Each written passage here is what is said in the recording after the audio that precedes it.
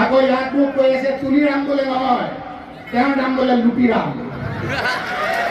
লুটি পুটি খোৱা ৰাম, এই লুটি পুটি খোৱা ৰাম।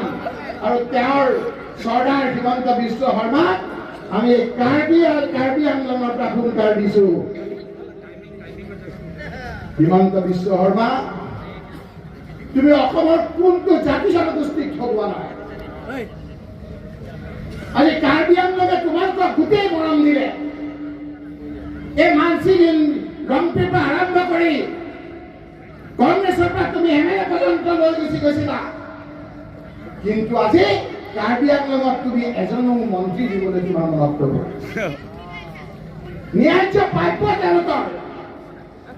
এই জনজাতিৰ লোকসকলে দিছপুৰত বহিবৰ কাৰণে এজন মন্ত্ৰী বিচাৰিছিল, তোমালোকে মন্ত্ৰী নিদিলা।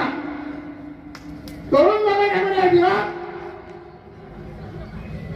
গোবিন্দ মানধাতা ডিমা হাছাৰ মন্ত্ৰী, কাৰ্বি আংলঙত খৰসিং ইনকি মন্ত্ৰী।